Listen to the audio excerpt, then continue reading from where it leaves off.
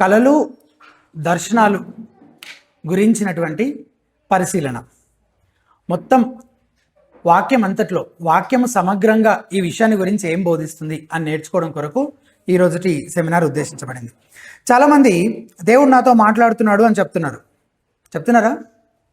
విన్నారా? వినలేదా? చాలా తరచుగా వింటూ ఉండేటువంటి విషయం కదా. దేవుడు కళల ద్వారా నాతో మాట్లాడుతున్నాడు, దర్శనాల ద్వారా నాతో మాట్లాడుతున్నాడు అని చెప్తున్నారు. నాకు తెలిసిన ఒక సహోదరుడు రెగ్యులర్గా కళ ద్వారా దేవుడు తనకు కొన్ని సంగతులు తెలియజేస్తున్నాడని, అవి ఖచ్చితంగా అలాగే నెరవేరుతున్నాయని చెప్పేవాడు అనమాట. నాకు తెలిసిన ఒక వ్యక్తి కళలు వస్తున్నాయని, అవి ఖచ్చితంగా ఎట్లా ఆ కళ జరుగుతుందో అలాగే నెరవేరుతున్నాయని చెప్తూ ఉండేవాడు నాకు. అలాగే ఒకసారి ఒక కళ వచ్చింది. ఏమని? పలానా అమ్మాయితోటి నీకు వివాహం జరుగుతుంది అని దేవుడు కళలో చూపించాడు. ఆ విషయం కూడా నాకు చెప్పాడు అతను. కానీ పాపం కొంతకాలానికి ఆ అమ్మాయికి వేరే అబ్బాయితో పెళ్ళైపోయింది. కానీ పాపం ఇతను దేవుడు కళలో చూపించాడని అతను అనుకుంటున్నాడు. అతను అలా చెప్తున్నాడు కదా, దేవుడు కళలో చూపించాడని చెప్తున్నాడు కదా. సో ఒక దేవుడే చూపించాడు కాబట్టి ఇది ఖచ్చితంగా దేవుడు ఎలా చూపించాడు అలాగే నెరవేరుతుందని తన అంచనాలు వేసుకొని, ఇక తన జీవిత భాగస్వామికి ఆమె అని ఫిక్స్ అయిపోయి, ఆమె గురించి ఆల్రెడీ చాలా ఎక్స్పెక్టేషన్స్ బిల్డ్ అయిపోయిన తర్వాత ఏమైపోయింది? ఆ అమ్మాయికి వేరే అబ్బాయితో పెళ్ళైపోయింది. మరి దేవుడు ఎందుకు ఇట్లా చేశాడు? అసలు ఎందుకు దేవుడు అతనికి అబద్ధం చెప్పాడు? ఈ కేసులో రెండు ప్రత్యామ్నాయాలు ఉన్నాయి. ఒకటి, దేవుడు అబద్ధం చెప్పి ఉండాలి. రెండు, ఆ కళ ద్వారా దేవుడు మాట్లాడకపోయినా అది సాధారణంగా అతనికి వచ్చే కళల వంటి కళే అయినా అతనే దేవుడు మాట్లాడుతున్నాడని పొరబడి ఉండాలి, భ్రమపడి ఉండాలి. ఈ రెండిట్లో ఏది నిజం? అతనే పొరబడి ఉండాలి. మరి ఇంతకీ అసలు ఇలాంటి ప్రత్యక్షతలు ఈరోజు దేవుడు ఇంకా ఇస్తూ మాట్లాడుతూ ఉన్నాడని చాలామంది చెప్తున్నారు కదా. అవి దేవుడి నుంచి వస్తున్నాయా, సాతాను నుంచి వస్తున్నాయా, సాతాను కలగజేసే ప్రేరేపణలా, లేకపోతే నా సొంత తలంపులు, ఉద్దేశాల, ఆలోచనలా? ఎలా నిర్ధారించుకోవడం? అట్లా మనల్ని ఒక కన్ఫ్యూజ్డ్ స్టేట్లో పెట్టి అలాంటి ఒక విధానంలో దేవుడు మనతో మాట్లాడతాడా, లేకపోతే ఖచ్చితంగా ఇది దేవుని స్వరమే, దేవుడే మాట్లాడుతున్నాడని మనం ఖచ్చితంగా నిర్ధారించుకోగలిగే విధానంలో దేవుడు మాట్లాడతాడా? నన్ను అడిగితే ఖచ్చితంగా ఇది దేవుని స్వరమే, ఇవి దేవుని మాటలే, ఇది దేవుని ప్రత్యక్షత అని నిర్ధారించుకోగలిగే విధంగానే దేవుడు మాట్లాడతాడు. కానీ ఏమో ఇది ఎక్కడి నుంచి వచ్చిందో అని మనము ఎటు తేల్చుకోలేని ఒక అస్థిరమైన పద్ధతిలో, విధానంలో దేవుడు ఎప్పుడు మాట్లాడాడు. అయితే మీ మనసులో ఇప్పుడు చాలా ప్రశ్నలు వచ్చేస్తుంటాయి. అసలు అంశం చూసినప్పుడే చాలా ప్రశ్నలు ఉండొచ్చు. ఈ మొత్తం చివరి వరకు మీరు వింటే గనక మీ ప్రతి ప్రశ్నకు నేను సమాధానం చెప్పే ప్రయత్నం చేస్తాను. ఆ రకంగానే దేవుని కృపను బట్టి నేను సిద్ధపడి వచ్చాను, ఏ వచనము ఏ వాక్య భాగం వదిలిపెట్టకుండా. అయినా మీకు ఇంకా ప్రశ్నలు ఉంటే రాసుకుంటూ ఉండండి, చివరిలో మళ్ళీ దాని గురించి మాట్లాడుకుందాం. అయితే ప్రత్యక్షత అంటే ఏంటో అర్థం చేసుకోవడంతో ప్రారంభిద్దాం. ప్రత్యక్షత, రెవల్యూషన్ అనే పదాన్ని అర్థం చేసుకోవడంతో మొదలు పెడదాం. ప్రత్యక్షత, ఈ మాటకు పర్యాయ పదాలు ఏంటో చెప్తాను, అప్పుడు మీకు ఈ మాట యొక్క అర్థం ఏంటో మీకు అర్థమవుతుంది. ప్రత్యక్షత అంటే ముసుగు తీయడం, కనపరచడం, బయలుపరచడం, ప్రదర్శించడం, చూపించడం, బహిర్గతం చేయడం, వెల్లడించడం. ఇవన్నీ ప్రత్యక్షతకు ఉన్నటువంటి వేరు పదాలు అన్నమాట. దీనికి ఆపోజిట్ పదాలు ఏంటంటే దాచిపెట్టడం, కప్పిపెట్టడం, కనబడకుండా ఉంచడం, గూఢంగా ఉంచడం. ఇవి దానికి వ్యతిరేకంగా ఉన్న పదాలు. అంటే మీకు అర్థం కావడం కోసం ఒక చిన్న ఉదాహరణ చెప్తాను. ఇప్పుడు గారడీ చేసే వాళ్ళు ఉంటారు కదా, మెజిషియన్స్ ఉంటారు కదా. మెజిషియన్ ఏం చేస్తాడు? మామూలుగా ఒక ఏదో ఆ టోపీ ఏదో ఉంటుంది, అందులో ఏదో వస్తువు పెట్టి దానిపైన ఏం చేస్తాడు? ఏదో గుడ్డ కప్పుతాడు.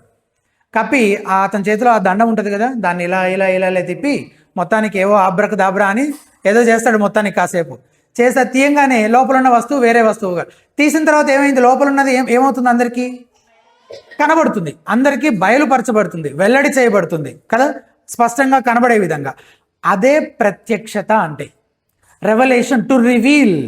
అప్పటి వరకు దాచబడి ఉన్నది ఇప్పుడు అందరికీ కనబడేలా బయటకి ప్రదర్శించబడుతుంది. అప్పటి వరకు ఎవరికి కనబడకుండా గూఢంగా ఉన్నది ఇప్పుడు బహిర్గతం చేయబడుతుంది. దాన్నే ప్రత్యక్షత అంటాం.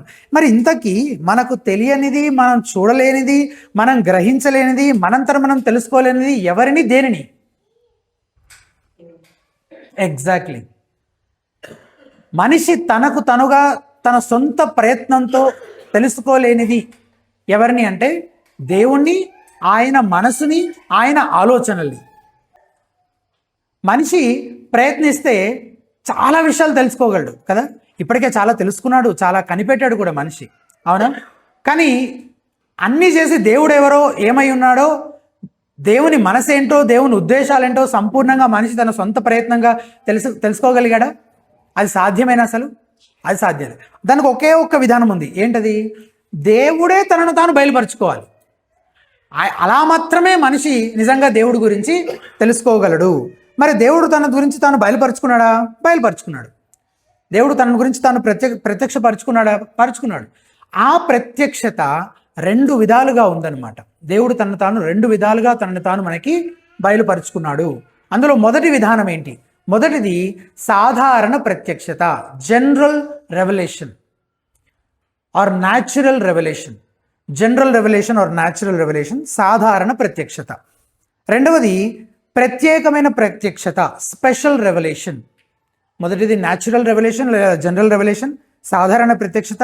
రెండవది ప్రత్యేకమైన ప్రత్యక్షత, స్పెషల్ రెవల్యూషన్. ముందు సాధారణ ప్రత్యక్షత గురించి తెలుసుకుందాం. సాధారణ ప్రత్యక్షత ద్వారా దేవుడు గురించిన కొన్ని సాధారణ విషయాలు మనకు తెలుస్తాయి. చాలా ఎక్కువ విషయాలు తెలియవు, చాలా సాధారణమైన విషయాలు. దీని గురించి మనము ఈ సాధారణ ప్రత్యక్షత కూడా మళ్ళీ రెండు విధాలుగా దేవుడు మనకి ఇచ్చినట్టు పౌలు భక్తుడు రోమాపత్రికలో చెప్తున్నాడు. ఈ సాధారణ ప్రత్యక్షత కూడా రెండు విధాలుగా మనకి దేవుడు బయలుపరిచినట్టుగా పౌలు భక్తుడు రోమాపత్రికలో చెప్తున్నాడు. చూడండి, రోమాపత్రిక 1వ అధ్యాయం 19-20 వచనాలు తీస్తారా? రోమాపత్రిక 1వ అధ్యాయం 19-20 వచనాలు. ఎందుకనగా దేవుని గూర్చి తెలియశక్యమైనదేదో అది వారి మధ్య విశదమై ఉన్నది, దేవుడు అది వారికి విశదపరిచెను. ఆయన అదృశ్య లక్షణములు అనగా ఆయన నిత్య శక్తియు దేవత్వమును జగదుత్పత్తి మొదలుకొని సృష్టింపబడిన వస్తువులను ఆలోచించడం వలన తేటపడుచున్నవి. ఇక్కడ ప్రత్యక్షతకు సంబంధించిన 3 పదాలు ఉన్నాయి. ఏంటంటే చెప్పనా? 19వ వచనంలో వారి మధ్య తెలియశక్యమైనదేదో, దేవుడి గురించి తెలియశక్యమైనది వారి మధ్య విశదమై ఉన్నది అనే ఒక పదం ఉందా? అది.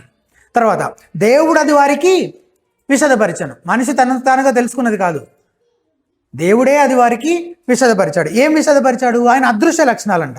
ఆయన యొక్క నిత్యశక్తి, దేవత్వము జగదుత్పత్తి మొదలుకొని సృష్టించబడిన వస్తువులను ఆలోచించడం వల్ల తేడపడుచున్నది. ఏంటా వస్తువులు? జగదుత్పత్తి మొదలుకొని ఉన్న వస్తువులు, దేవుడు తయారు చేసిన వస్తువులు ఏమేంటివి చెప్పండి?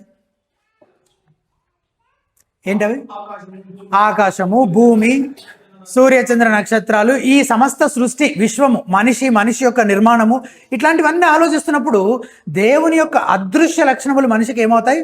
అర్థమవుతాయి అని చెప్తున్నాడు కదా. ఇది మొదటిది. సృష్టి ద్వారా దేవుడు తను తాను మనకి బయలుపరుచుకున్నాడు అనేది మొదటిది. రెండవది మనస్సాక్షి ద్వారా దేవుడు తను తాను మనకి బయలుపరుచుకున్నాడు. ఒకటి అదే రోమపత్రిక 2వ అధ్యాయం 14-15 వచనాలు. జస్ట్ ఒక పేజీ తిప్పితే కనిపిస్తుంది. ధర్మశాస్త్రము లేని అన్యజనులు స్వాభావికముగా ధర్మశాస్త్ర సంబంధమైన క్రియలను చేసిన ఎడల వారు ధర్మశాస్త్రము లేనివారైనను తమకు తామే ధర్మశాస్త్రమైనట్టున్నారు. అదేంటి? ధర్మశాస్త్రం లేదు వాళ్ళకి, కానీ తమకు తామే ధర్మశాస్త్రమైనట్టున్నారంట. ఎలాగా? 15వ వచనం, అట్టివారి మనస్సాక్షి కూడా. ఎలా తమకు తాము ధర్మశాస్త్రమైనట్టున్నారు? వాళ్ళ లోపల దేవుడు ఏం పెట్టాడు? మనస్సాక్షి పెట్టాడు. ఆ మనస్సాక్షి ఏం చేస్తుంది? అంటే ఇది మంచిది, ఇది మంచిది కాదు, ఇది సరైనది, ఇది సరైనది కాదు అని మనకి ఆ గైడెన్స్ ఇస్తూ ఉంటుంది అన్నమాట మనస్సాక్షి కదా. ఆ మనస్సాక్షిని దేవుడు ఏం చేశాడు? మనలో పెట్టాడు. దీని మనస్సాక్షి గురించి ఇంకా నేను చాలా సంగతులు చెప్పొచ్చు, కానీ ఇప్పుడు మనకు దాని గురించి ధ్యానించిన సమయం సరిపోదు.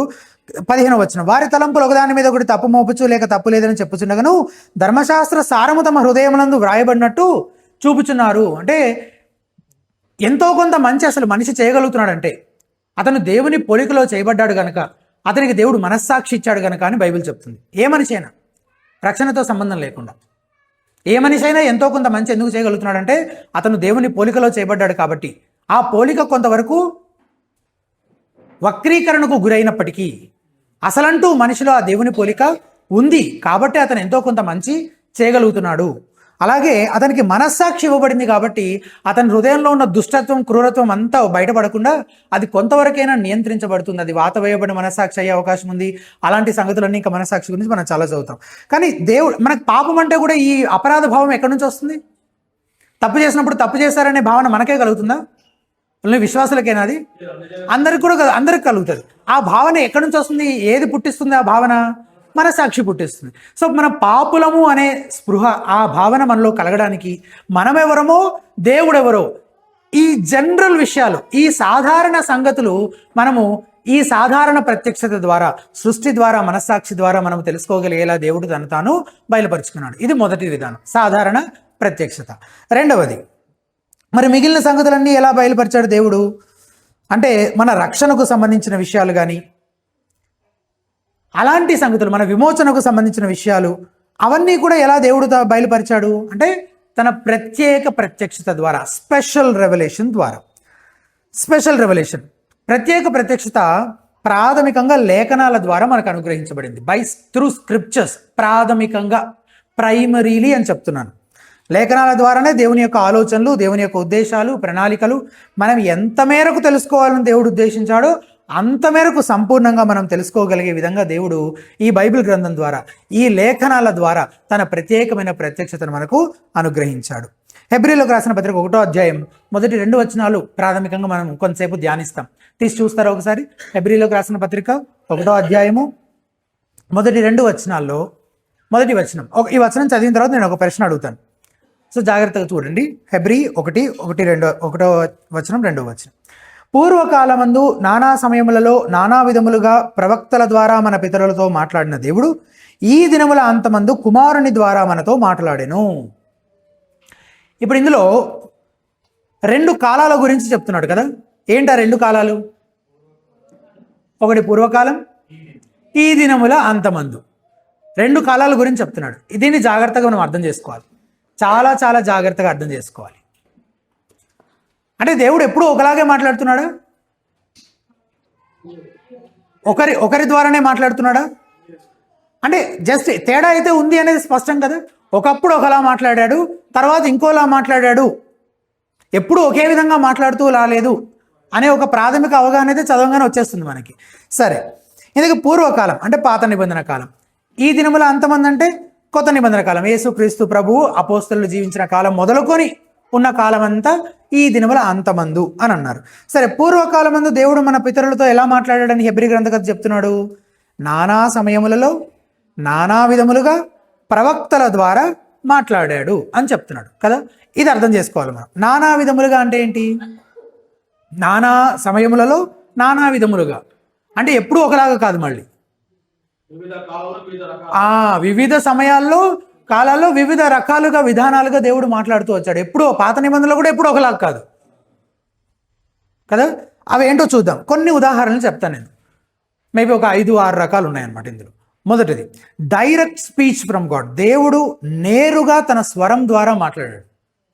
డైరెక్ట్ స్పీచ్, మనుషులకు తన స్వరాన్ని వినిపించడం ద్వారా దేవుడు మాట్లాడాడు. ఉదాహరణకు దేవుడు ఆదాముతో మాట్లాడాడు, నోవాహుతో మాట్లాడాడు, అబ్రహాముతో మాట్లాడాడు, మోషేతో మాట్లాడాడు. యేసుక్రీస్తు ప్రభువారు బాప్తిసం తీసుకున్నప్పుడు ఆకాశం నుంచి ఒక స్వరం వినిపించిందని మనం చదువుతున్నాం కదా. తర్వాత సమూయేలు కూడా దేవుని స్వరాన్ని విన్నాడు. సో దేవుడు నేరుగా తన స్వరాన్ని వినిపించడం ద్వారా మాట్లాడడం అనేది ఒక విధానం. ఇంకా థియోఫానీస్ అంటే విజిబుల్ అపియరెన్సెస్ ఆఫ్ గాడ్. దేవుడు నేరుగా కనబడే విధంగా ప్రత్యక్షపరచుకోవడం అంటే మనుషులకు కనబడే రూపంలో దేవుడు ప్రత్యక్షం అవ్వడం. వాటిని ఇంగ్లీష్లో థియోఫానీస్ అంటారు. థియో అంటే దేవుడు, ఫానీ అంటే దేవుని యొక్క ప్రత్యక్షత, ఆయన కనబడడం, దేవుడు తను తాను ప్రత్యక్షపరచుకోవడం. ఈ థియోఫానీస్ కూడా మళ్ళీ 2 రకాలు ఉన్నాయి. ఒకటేమో ఆంథ్రోపోమార్ఫిక్ థియోఫానీస్ అంటే God appearing in human form. దేవుడు మనిషి రూపంలో కనిపించడం, ప్రత్యక్షం అవ్వడం. దేవుడు మనిషి రూపంలో ప్రత్యక్షం అవ్వడం, దాన్ని ఆంథ్రోపోమార్ఫిక్ థియోఫానీస్ అని అంటారు. ఆంథ్రో అంటే మ్యాన్, మనిషికి సంబంధించిన, మనిషి రూపంలో, మార్ఫో అంటే ఆకారంలో, మనిషి రూపంలో, మనిషి ఆకారంలో కనిపించడం అనమాట. ఉదాహరణకి ఇద్దరు దూతలతో కలిసి అబ్రహాముకు ప్రత్యక్షమయ్యాడు కదా. చూడడానికి ముగ్గురు ఎలా ఉన్నారు? మనుషుల్లాగే కనబడుతున్నారు అబ్రహాముకి.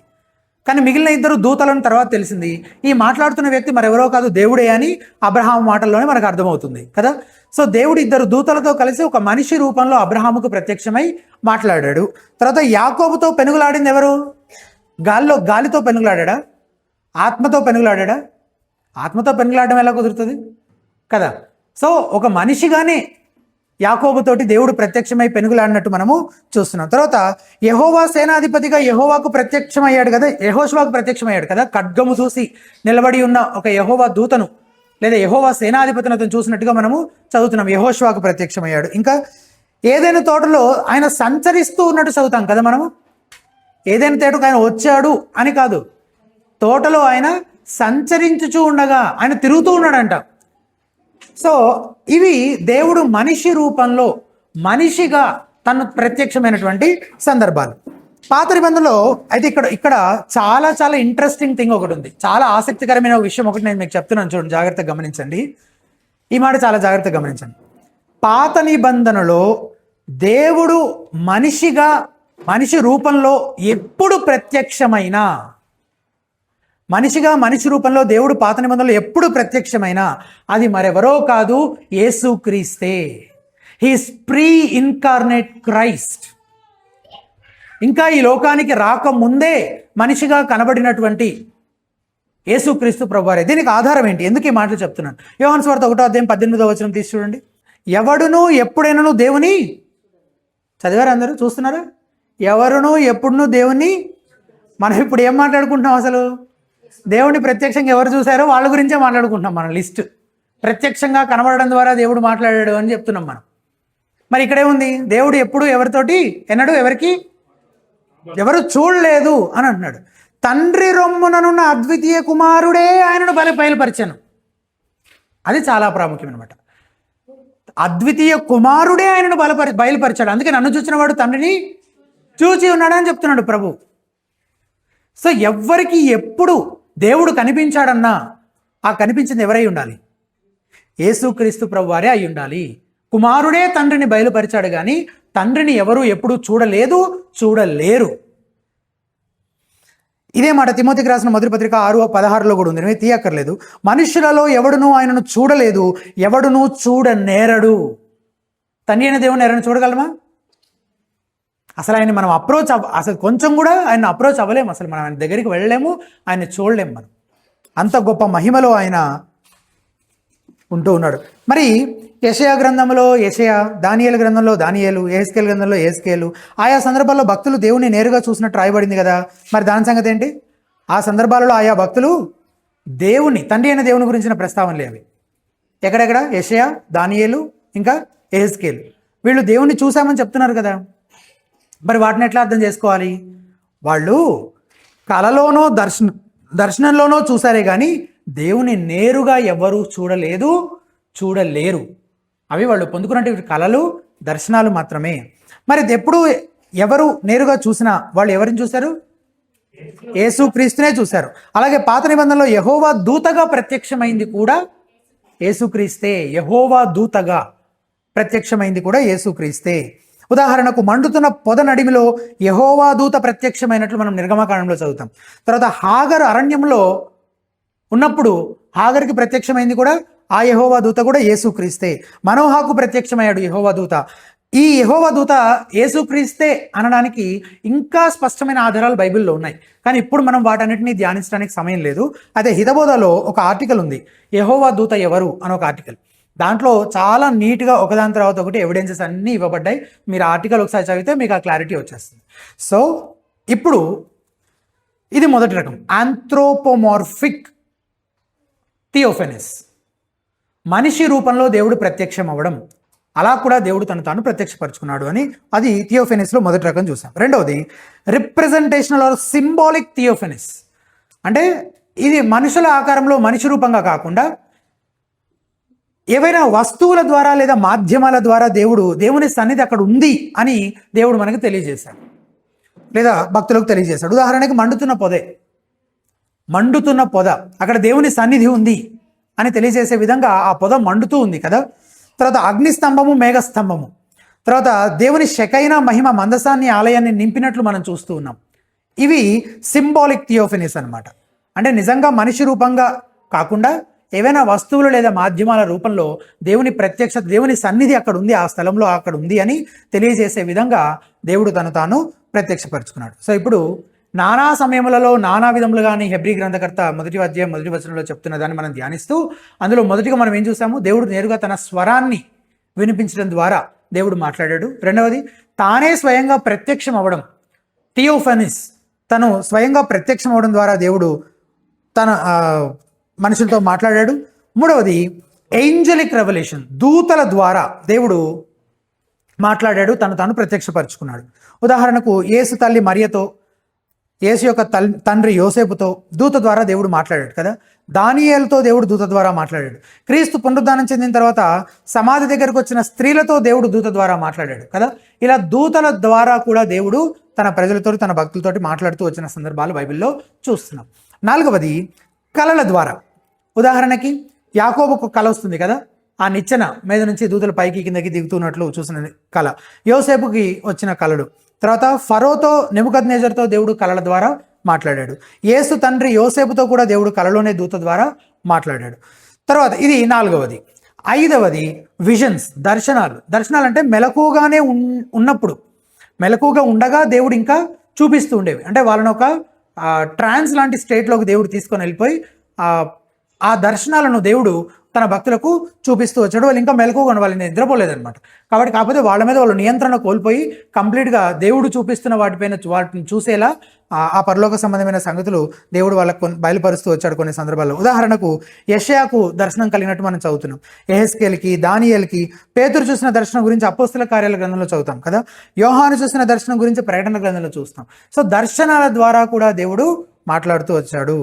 ఆరవది, మిరకిల్స్, అద్భుతాల ద్వారా కూడా దేవుడు తానెవరో బయలుపరుచుకున్నాడు, తనను తాను ప్రత్యక్షపరుచుకున్నాడు. అద్భుతాలు, సూచక్రియలు దేవుని శక్తిని బయలుపరిచేవి. ఆయన దూతలు తెచ్చిన సందేశం, ఆయన దూతలు అంటే ఆయన చేత పంపబడిన వాళ్ళు ప్రకటిస్తున్న సందేశంని అది నిజమే, అది సత్యమే, అది దైవ సందేశమే నిర్ధారించేవన్నమాట ఈ అద్భుతాలు, సూచక్రియలు. ఉదాహరణకి ఐగుప్తు తెగుళ్ళు, నిజంగా దేవుడు తమ పక్షాన ఉన్నాడని ఆ భరోసాను వాళ్ళకి కలగజేసి దేవుని శక్తిని కూడా ప్రదర్శించేవిగా ఉన్నాయి.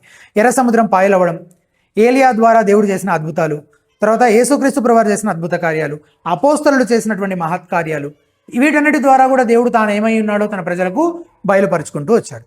ఏడవది, చివరిది, అంటే నేను లిస్ట్ అవుట్ చేసిన దాంట్లో కూడా కొన్ని మిస్ అయ్యి ఉండొచ్చు. ఇప్పుడు ఊరిము, తుమ్మిము ద్వారా కూడా దేవుడు తన మనసేంటో, తన ఆలోచన ఏంటో తెలియజేసిన అలాంటివి కూడా ఉన్నాయి.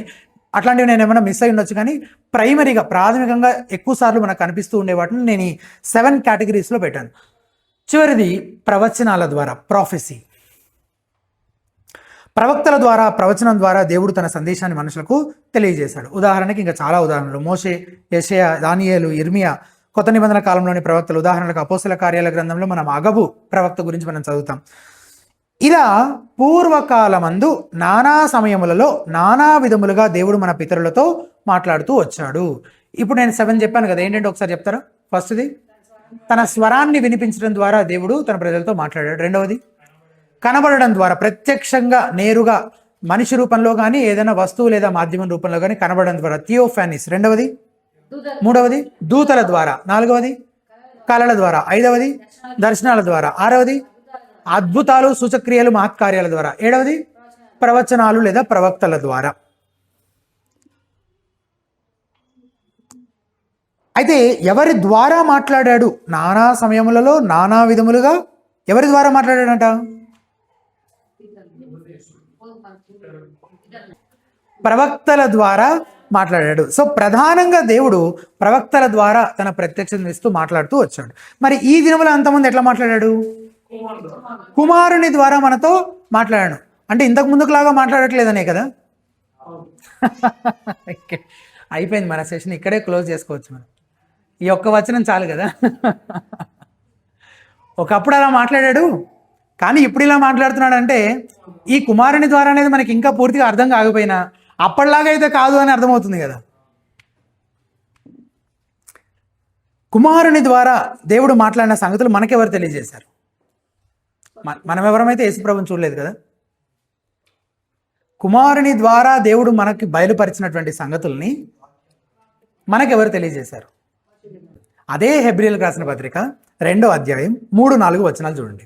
3వ వచనం నేను చదువుతున్నాను. ఇంత గొప్ప రక్షణ మనం నిర్లక్ష్యం చేసిన ఎలాగూ తప్పించుకుందాం. అట్టి రక్షణ ప్రభువు బోధించే చేత ఆరంభమై దేవుడు తన చిత్తానుసారముగా సూచక్రియల చేతను మహత్కార్యం చేతను నానా విధములైన అద్భుతం చేతను వివిధములైన పరిశుద్ధాత్మ వరములను అనుగ్రహించుట చేతను వారితో కూడా సాక్ష్యమించుచుండగా వినిన వారి చేత మనకు ఎవరా వినినవారు? ఎవరా వినినవారు? అపోస్తలులు. సో దినముల అంతమందు దేవుడు తన కుమారుని ద్వారా విన్నవారు, దేవుడు ప్రత్యక్షపరిచిన సంగతులను స్వయంగా నేరుగా విన్నవాళ్ళు ఎవరు అంటే ఆయన ఏర్పరచుకున్నటువంటి అపోస్తలులు. వాళ్ళు ఏం చేశారు? ఆ మాటల్ని మనకు దృఢపరిచారు. కాబట్టి దేవుడు తన ప్రజలతో మాట్లాడడానికి ఎంచుకున్న ప్రధాన మార్గం, ప్రైమరీగా దేవుడు ఎప్పుడు తన ప్రజలతోటి ఎలా మాట్లాడుతూ వచ్చాడని చెప్తున్నాడు. పాత నిబంధనలో ఎవరి ద్వారా, కొత్త నిబంధనలో ఎవరి ద్వారా? పాత నిబంధనలో ఎవరి ద్వారా? నాకు హెబ్రీ 1వ అధ్యాయం 1వ వచనం, 2వ అధ్యాయం 3-4 వచనాలు. పాత నిబంధనలో ప్రవక్తల ద్వారా, కొత్త నిబంధనలో యేసుక్రీస్తు ఆయన అపోస్తలుల ద్వారా. పాత నిబంధనలో ప్రవక్తల ద్వారా, కొత్త నిబంధనలో ఆయన అపోస్తలుల ద్వారా మనతో మాట్లాడాడు. సరే, ప్రవక్తలు అపోస్తలు దేవుడు వారికి ఇచ్చిన ప్రత్యక్షతను ప్రకటించారు, గ్రంథస్థం కూడా చేశారు. అదే ఇప్పుడు మన చేతుల్లో ఉన్న 66 పుస్తకాల పరిశుద్ధ బైబిల్ గ్రంథం కదా. అదే కదా దేవుడు వారికి అనుగ్రహించిన ప్రత్యక్షత, దాన్నే కదా వాళ్ళు గ్రంథస్థం చేసి పొందుపరిచారు. మరి సంఘం పరిస్థితి ఏంటి ఇప్పుడు? సంఘం యొక్క పరిస్థితి ఏంటి? అపోస్తలుల ద్వారా దేవుడు తన ప్రత్యక్షతను అనుగ్రహించాడు. దాన్ని ఎంత మేరకు మనం తెలుసుకోవాలని దేవుడు ఉద్దేశించాడో అది అంతా కూడా వాళ్ళకు బయలుపరిచి వాళ్ళ ద్వారా రాయించి 66వ పుస్తకంతో తన ప్రత్యక్షతను దేవుడు ఇవ్వడము పూర్తి చేశాడు. మరి ఇప్పుడు సంఘం పరిస్థితి ఏంటి?